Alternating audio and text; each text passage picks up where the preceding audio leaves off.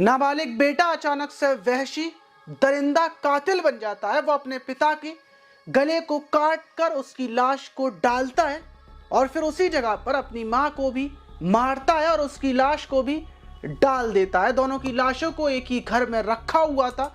5 दिन हो चुके थे। उन्हीं लाशों के पास बैठकर वो खाना खाता, पानी पीता, उन्हीं लाशों के साथ सो जाता। लाशें सड़ रही थी, उनमें से बदबू आ रही थी। लेकिन उससे भी बड़ा सवाल कि उसने अपने माता पिता की हत्या क्यों की, वो भी इतनी कम उम्र में।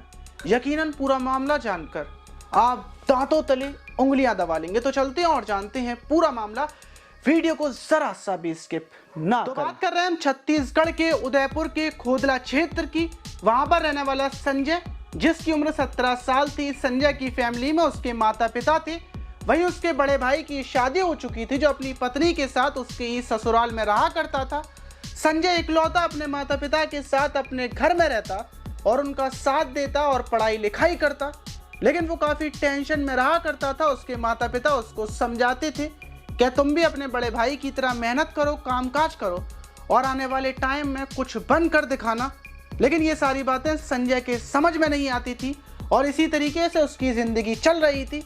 वहीं 3 फरवरी को उसका बड़ा भाई उसके घर पर आता है और वो देखता है कि उसके माता पिता कहीं दिख नहीं रहे हैं और वो अपने छोटे भाई से पूछता है कि माता पिता कहाँ हैं, कहाँ गए हुए हैं, कुछ बताओ। तो छोटा भाई बताता है कि 5 दिन पहले उसके माता पिता यहाँ से किसी रिश्तेदार के यहाँ पर जाने की बोल कर गए थे, लेकिन अभी तक वापस नहीं आए हैं। वो इंतज़ार कर रहा है, शायद वो वापस आ जाएंगे। लेकिन बड़ा बेटा छानबीन में लग जाता है कि माता पिता कहाँ जाएंगे, किस रिश्तेदार के यहाँ जाएंगे। कोई फ़ोन नहीं, कोई कॉल नहीं, और वो डायरेक्ट पुलिस में पहुँचता है और वो पुलिस को बताता है कि उसके माता पिता गायब हैं। उसके पिता की उम्र 54 साल थी, उसकी माँ की उम्र 45 साल थी। दोनों गायब हैं, कोई अता पता नहीं है और उसको लग रहा है कि हो सकता है उनके साथ कोई अनहोनी हुई हो। पुलिस फौरन हरकत में आ जाती है और छानबीन में लग जाती है। पुलिस इधर उधर लोगों से पता करती है, किसी ने जाते हुए देखा हो, सारे रिश्तेदारों में पता किया जाता है, लेकिन दोनों का कोई अता पता नहीं लगता। और वहीं पर थाने में ही छोटा भाई भी बैठा हुआ था। उसका यही कहना था कि माता पिता मुझसे बोल कर गए थे कि वो किसी रिश्तेदार के यहाँ पर जा रहे हैं और पुलिस को बेटे की बातों पर शक हो जाता है। वो संजय के साथ उसके घर पर आती है और पुलिस घर पर आकर देखती है कि घर में दीवारों पर गोबर की लीपा पोती हुई है और वहीं आंगन में नई नई मिट्टी खुदी हुई है। पुलिस मिट्टी को हल्का सा हटाती है तो मिट्टी के अंदर से बदबू निकल रही थी। पुलिस को शक हो जाता है। पुलिस संजय को पकड़ लेती है और उससे पूछताछ करती है कि तुमने माता पिता के साथ क्या किया है, जल्दी बताओ। लेकिन संजय टूटता नहीं है, वो किसी बात को कबूल नहीं करता। वो बताता है कि उसने ऐसे ही मिट्टी खोदी थी, अच्छा करने के लिए, लीपा पोती करने के लिए, और कोई वजह नहीं है। लेकिन बड़ा सवाल था कि मिट्टी में से इतनी बुरी बदबू क्यों आ रही है और पुलिस खुदाई करवाना शुरू करती है। थोड़ी सी खुदाई करने पर ही दोनों लाशें दिख जाती हैं जो सड़ रही थी, जिनमें से बहुत खतरनाक बदबू आ रही थी। डायरेक्ट फॉरेंसिक टीम को बुलाया जाता है। वहीं संजय से पूछताछ की जाती है कि तुमने अपने माता पिता की हत्या क्यों की, क्या वजह थी, वो तो तुम्हारा ख्याल रखा करते थे, तुम्हें पढ़ा रहे थे, लिखा रहे थे, क्या वजह थी, जल्दी से कबूल कर लो। संजय अपना गुनाह, अपना जुर्म कबूल करते हुए कहानी बताना शुरू करता है। वो बताता है कि वो अपने माता पिता से बहुत ज़्यादा तंग आ चुका था, क्योंकि उसके माता पिता बात बात पर उसको अपने बड़े भाई की मिसाल देते थे।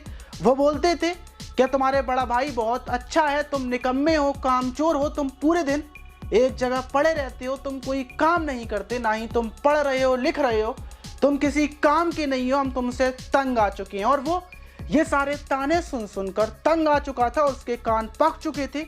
वो अपने माता पिता को देखकर चिढ़ता था, उसको चिढ़न होती थी।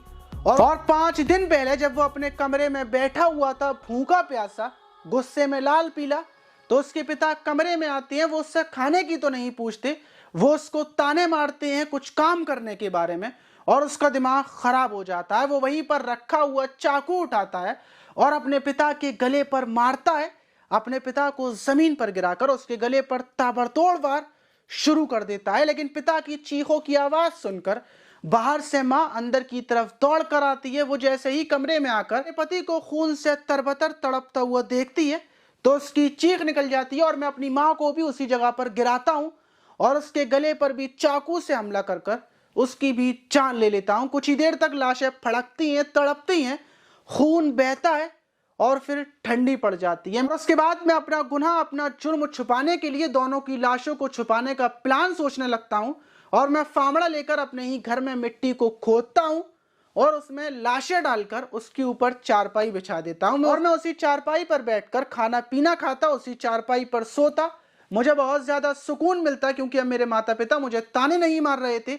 लेकिन 5 दिन गुजरने के बाद जब लाशों में से बदबू निकलने लगी थी तो मैं टेंशन में हो गया था और यही वजह थी कि घर का गेट मैं पूरे दिन लॉक रखता था। लेकिन मेरे भाई ने आकर सारा मामला खराब कर दिया। वहीं पुलिस बेटे का मेडिकल करवाती है तो पता चलता है कि बेटे का, संजय का, दिमागी संतुलन खराब हो गया है, वो डिप्रेशन में चला गया था और उसने गुस्से में ये कदम उठाया है। वहीं संजय नाबालिग है और उससे भी हिरासत में लेकर पूछताछ की जा रही है।